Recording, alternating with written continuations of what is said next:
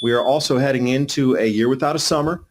The onset, if it follows historical recorded patterns, should be about 1 year to 1 year and 2 months after the eruption. So we have to go January 2022, and if we bring that out to January 2023, just this month, add another 2 months, then we should get somewhere near the max cooling on that. And that shall roll, whatever effect that takes, is going to roll for another year and 7 months at these temperatures.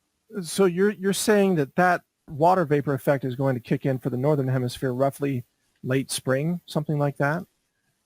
Yes, right in our planting season. Welcome to the feature interview for today. I'm Mike Adams, and our special guest today is David Dubine, and his channel is called Adapt 2030. He's also a host on Brighteon.tv every other Friday at 2 to 3 p.m. Eastern Time. That's a free stream to catch there. His channel, Adapt 2030, is also on Brighteon.com and other platforms. And he's also got the Mini Ice Age Conversations podcast. He's an analyst of global trends in food, fertilizer, crop production, and he has been calling it correctly for as long as I've known him. So, David Dubine, it's an honor to have you on. Thank you for joining me. This is going to be great. Yeah, thanks for having me on. And I'm glad a few things played out last year that we talked about. I remember us having a talk back in March and how much of that came true. There were a few things that didn't hit, like the rationing cards, the digital rationing cards didn't come in full play. And just by the year end here of January 1st, identifying the trends and then definitely hitting a bunch of specifics. Yeah. What about the food supply in 2023? That's really what we want to talk about. Well, that's true. But I do want to mention, just popped up in the news over the last day that in the UK, all the retailers, including food retailers, are using massive ID and surveillance tech tools now, and that is preparation for the food rationing that's coming. So, a lot of times you and I and others who can see pretty far in the future, we talk about these trends and we take a guess at a date. Sometimes it takes a little longer. Sometimes it happens a little sooner, but it's all moving in that direction. So you're nailing it. You have to think about Whole Foods. They put that thing in where you have to scan your palm print before you're allowed in the gate. Where does that, drop in the definition of it? Well, right. And clearly that's a pilot store. But here we are at the beginning of 2023, and people have already experienced food inflation on a huge scale. We don't have to convince anybody that food is more expensive, right? Everybody who eats has figured that out by now. Food scarcity here in the U.S., shelves aren't empty, obviously, but selection is reduced. There are shortages of certain things, like infant formula is still in shortage. There are supply chain problems. The main thrust of what I want to ask you about today is what you think the food supply situation is going to look like this year and next year. And then I want you to cover from your research some of the trends that lead you to those conclusions. So where would you begin? Well, I would start right back into the deindustrialization of Europe. That is ongoing and it has not ceased. And Mike, since you and I were talking to some of the same people telling us the smelters were going to close and there would be a full shuttering of all heavy industry across Europe, that has, past tense, already happened and has been months way in the past. That's right. Nothing's moving. Yeah. So we have no fertilizers, no herbicides, no pesticides, nothing coming out of Europe. And that was 40% of the world's production of fertilizer and all the other farm implements like insect control, competition species plants, otherwise known as weeds that you would kill off with herbicides. Every one of those factors that's in play in a field decreases the yields. When you start to look at the fertilizers, it's around a 0.8 to a 1-to-1 loss, depending how little you have of each of those. So even if you do simple math, minus 40% on the grain crops. And now we got Brazil going into a possible full civil war, and they're a huge, huge grain exporter. Now, correct me if I'm wrong, countries that are embroiled in a full civil war where their exports are functioning at full potential and the supply chains are running and everything is still working from the farm to the port and the ports are loading and they're moving out on time. I just don't remember that in history. Maybe you do, but I don't. No, they're headed into a very dangerous situation there. But I remember a recent headline where China is buying corn now directly from Brazil instead of purchasing it from the United States. So China seems to be creating global redundancy in their food supply chains, anticipating either shortages or conflict with the U.S., perhaps a trade war with the United States. So there are those implications as well. And I know we're going to talk about Ukraine and Russia and all of that, but grain exports out of Ukraine are going to factor into this year and next year for sure. And then, the reason I was talking about Brazil and Argentina, wheat, this sort of thing, if you start to look at all the things that have happened just in the last, say, 1 month. So we're now having what's possibility of stoppages in Brazil. Argentina continues into its drought, so it's missing yet another plant and maturation season. That cold that swung down through the United States and North America was so cold that it killed winter wheat all the way down here in Tennessee. Replanting is going to be done. And I've seen here it's either brown or yellow out in the fields, and it's a pretty much complete loss. It hadn't really gone to dormancy here because, our season's a little bit different. Doesn't do that until January. I got hit with the cold. We got the Hunga Tonga eruption, which is a wild card, and I still can't believe nobody's talking about this. Largest watery vapor ejecta ever recorded, denting into crop production, and now that water vapor has eclipsed the equator and headed up to our North Pole. Now it envelops the entire planet. We are also heading into a year without a summer. The onset, if it follows historical recorded patterns, should be about 1 year to 1 year and 2 months after the eruption. So we have to go January 2022, and if we bring that out to January 2023, just this month, add another 2 months, and then we should get somewhere near the max cooling on that. And that shall roll, whatever effect that takes, is going to roll for another year and 7 months at these temperatures. So you're saying that water vapor effect is going to kick in for the northern hemisphere roughly late spring, something like that? Yes, right in our planting season. So, and I'm wondering how much this cool spell had to do with the year without a summer onsetting, because it's a bit strange. We get the coolest temperatures, in some places ever, and this water vapor was up there and following the same cycles of onsetting year without a summer in our spring planting season. My question, though, David, is has anybody done the math on the volume of the water vapor that was dispersed into the mesosphere versus the cooling impact? Because there's a direct correlation, I know, but has anybody actually done that math? I mean, how do you estimate the cooling severity from that event? On the Pinatubo eruption, the El Chinchon eruption, the Tambora eruption, and Mount Laki, that was in Iceland in the 1790s. Going back into these types of eruptions where they have very solid data on when it occurred, and what the global impact or what the regional impacts were, that was so severe that populations had to migrate. It was seen with the Hunga Tonga eruption, sits in that somewhere depending on what's the measurements that they're using, looking through the optical aerosols to see what the density of aerosols are up there still. Mainly it's water vapor. There's still some sulfur dioxide, et cetera. And then, you covered on your show, they want to start doing some atmospheric perturbation, aerosol injections. What's that? Make Sunsets Company. Yeah. This is a runaway nightmare scenario. You start doing geoengineering, doing a year without a summer, and come clean. They've already been doing geoengineering for so many years. And David Keith, that was one of their main worries, was to put this program in play. And this is before, Make Sunsets. This stuff's been going on for years and years, this geoengineering. One of their nightmare scenarios was they had their program in full play, and then we got a VEI 7 or 8, and that would take 3 years to come out of the atmosphere. And they were concerned, is an understatement, about a runaway cooling event if those two were to overcouple. The Make Sunsets Company, for those who aren't familiar, is a company that wants corporations to pay the Make Sunsets Company to pollute the atmosphere, to dim the sun in exchange for some kind of carbon credits. If this idea takes off, powerful corporations would funnel billions of dollars to a pro-pollution group that would pollute the skies for profit in the name of saving the planet, which is completely insane.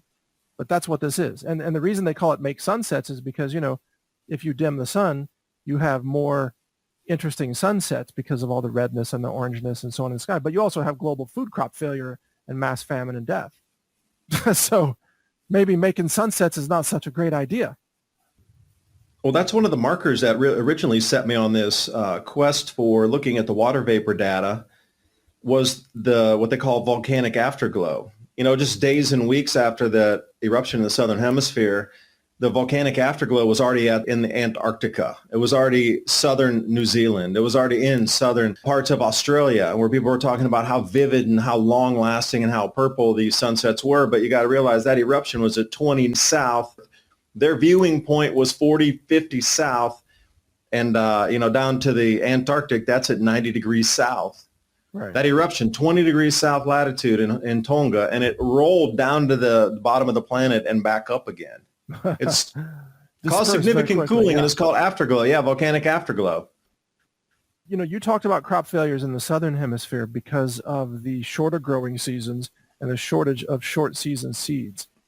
How much of that are we able to see in terms of data, or is it still too early because it's their season's not even over yet?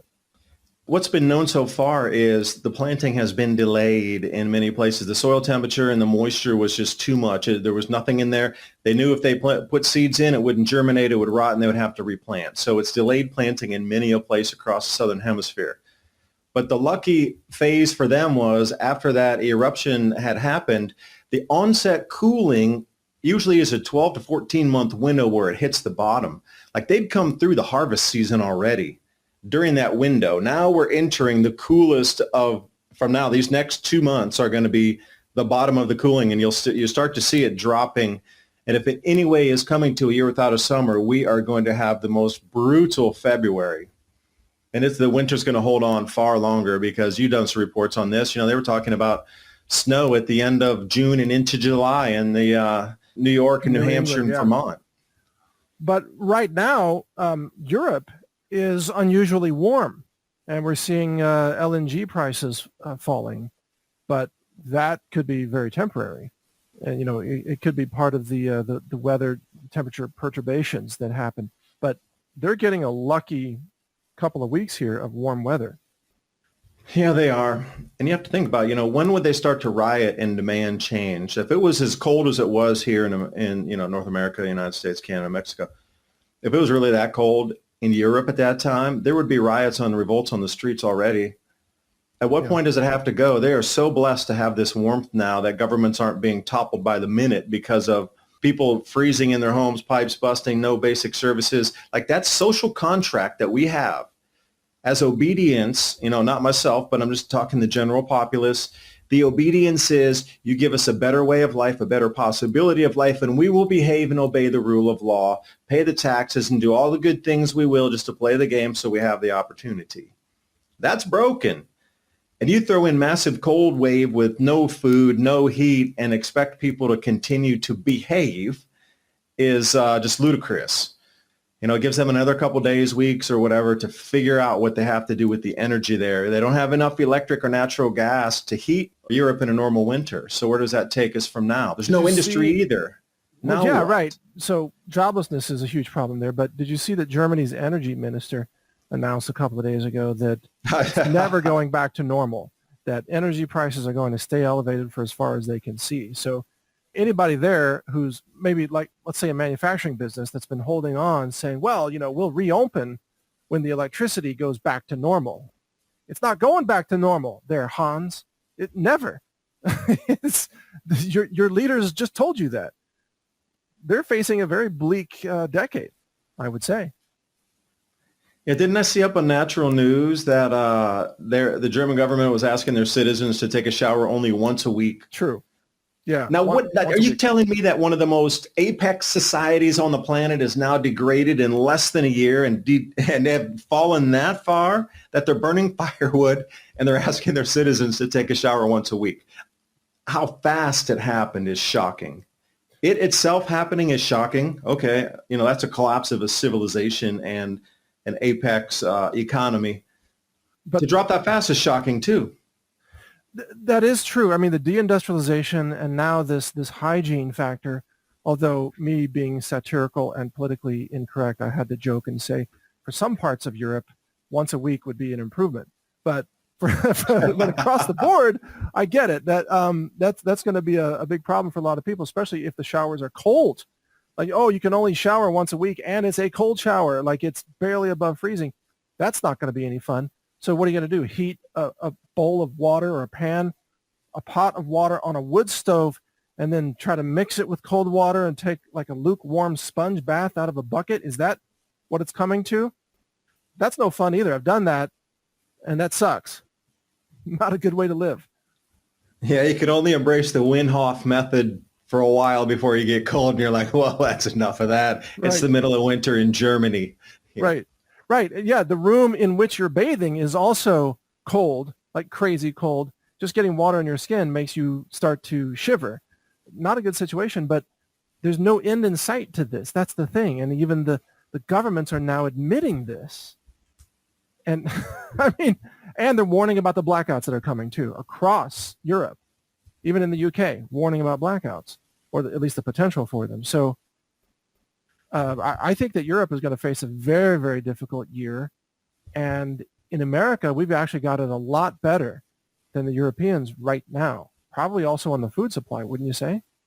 I would, because I have some new numbers. The agricultural minister of Ukraine, came out just about a week ago, just before the New Year onset, probably, like the 20th or somewhere around there of December of just last year, 2022, and said that they're only going to plant 30% of their field space due to damage from the war. And this would include shrapnel and unexploded ordnance, whatever had been parked in the field that has just stopped. Like, imagine if you bring in a bunch of battle gear and it's just still on the field and it moved to a different place, you have all that debris still there. They're having a very difficult time even considering planting 30%. So you know how it is. They start really rosy forecasts, but by the time it comes down to reality, it would not shock me if it was only 20% of all arable land in the Ukraine was planted this year.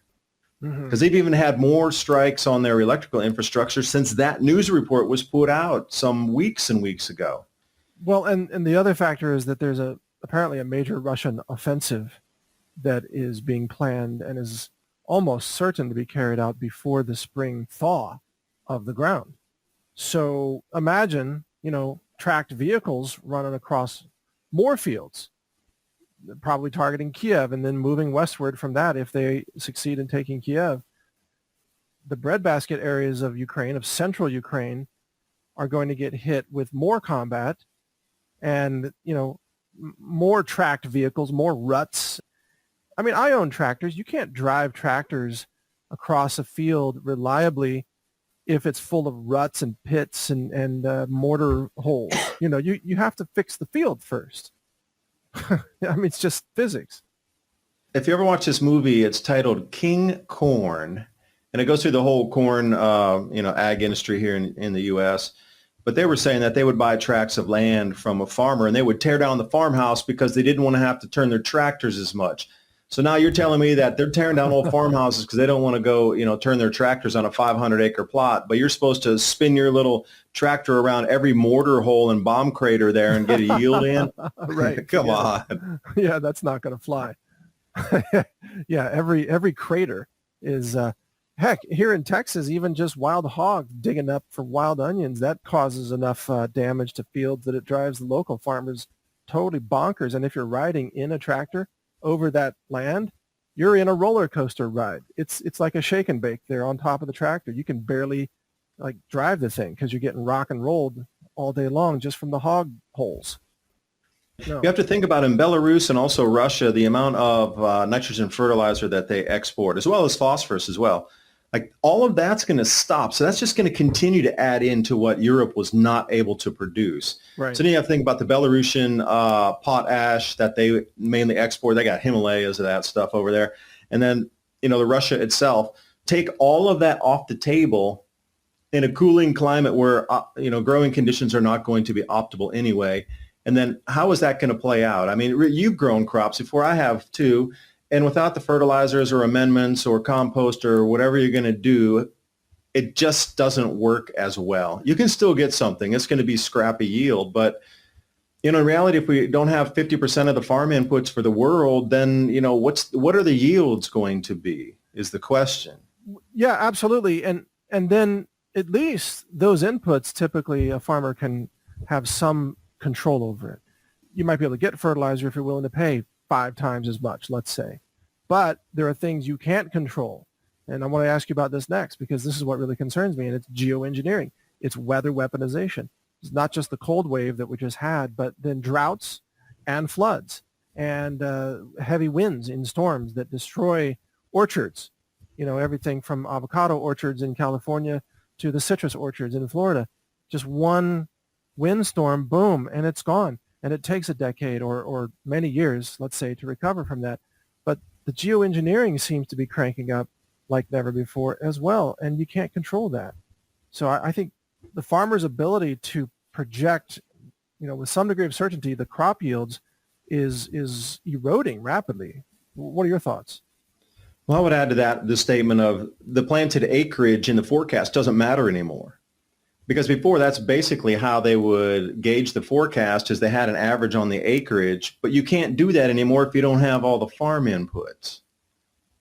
So it's not reliable. It's not going to be reliable. I would imagine it being more regional than it will be a countrywide market or a global market anymore, because the yields are going to be so varied and so different from continent to continent, state to state, even regions within the state. Here, East Tennessee or Central Tennessee, West Tennessee, it'll be very different even in those regions. So I just don't know how the market is going to continue to function to price it in. It'll probably move to a cash market in just a regional basis where, you're close to a place that's producing it, unless you're going to pay massive fees to move it somewhere. I don't know. There's going to be a breakdown in systems of how we price commodities, specifically grains. And then where's the knock on from that? I mean, that's just going to take down the rest of the system and the derivatives. And if you can't price an asset, and then there's other derivatives priced and based off of that asset, then everything down that daisy chain is corrupted and has to be revalued or, stranded and gone to zero, whatever way that might go. Well, you've hit upon something that's really key here. Thank you for that segue into the financial system, because as you know, tools such as commodities futures, when they are used correctly, they are designed to reduce risk for a producer, right? So a farmer that grows wheat, he might buy wheat futures or sell wheat futures, depending on his financial goals. And in doing so, he could even out the risk of his crop failure, let's say. But when those tools are used by, let's say, speculators, or when derivatives are based on those tools, like you just mentioned, then the risk actually gets amplified, especially when those tools, those financial tools, are owned by individuals who are not actually part of the production chain. Thus, they're not farmers, but they're speculators or they're bankers, and then they're amplifying risk because they want higher rates of return. That kind of system can blow up, like the Big Short with housing. But we could have a commodities bubble burst or a commodities risk apocalypse that bleeds into the whole financial system. That's kind of what you were just describing, right? And you could taper that onto silver as well. If you look, I know this financial might not go exactly with the grains, but I do believe they're intertwined because they're both commodities. Like at the COMEX over in London as well, the LBMA, they are running super thin on silver. They literally only have 5 months left of physical silver. So if we start to get the discontinuities of grain pricing going to cash versus what is offered on contract, and then the same thing happens where there's non-delivery because so much demand for silver and they literally can't get it out. I don't care if you're taking 1,000-ounce bars out or if you're going to get 10-ounce bars out. It does not matter. There won't be enough for anybody. And once that realization, you're going to watch the paper market's going to break from the physicals and people will bid and pay whatever they can to get that asset. It does not matter. And it'll move to all cash at that point. Yeah, so contract pricing will mean nothing because nobody will abide by it. Those contracts are often counterfeit anyway. Like they don't represent real physical silver underneath the contract. It's just paper manipulation. But you're right. If people start demanding delivery on these options or futures contracts, then if enough people demand delivery, then the game is up because it exposes the fraud of the paper manipulation. Now, I don't know enough about other markets like copper or platinum or nickel or what have you, or iron, or I don't know how much of a similar manipulation is taking place in those markets, or even in grains or pork bellies or what have you. Are you aware of similar manipulations in other metals beyond silver and gold? Well, I'm not really familiar. That's not really my wheelhouse. But no, I know. At the grains, when it comes to do the same exact thing, when they want to take delivery and there is not enough there, we saw that happen with the nickel. And they rolled back all those trades. Yeah, the London physical Metals was not Exchange there did to that, facilitate the demand. So what happens when that's corn at this time, or it's wheat, and everybody wants it, but then there's going to be a realization date in time that you will remember for the rest of your life when they knew that there wasn't enough grain for everybody that wanted to buy it, and the frenzy that will cause, I tell you, that might be the very well thing that spills over and collapses the financial market. They'll need a distraction, because when you're telling people on the globe, I'm sorry, we're not going to grow enough food, and we don't even have enough now to supply everybody who got money in their hand to come to buy it. I'm sorry. Some of you are going to have to take a dramatic cut, and we're going to all world work together, equality. We'll all have to cut to 1,200 calories. Oh, you're not being inclusive. You're eating more. Oh, you're such a fill in the blank XYZ that we heard through the COVID time to, point fingers at the unprepared, hey, you guys are too prepared. You guys not fair. Well, let me throw this into the mix and ask you a question along these lines.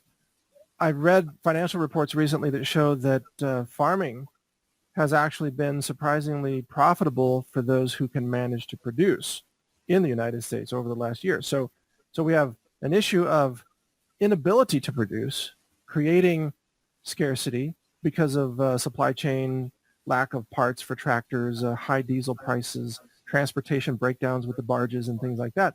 But for those farmers that did manage to produce, they actually got good prices this last year.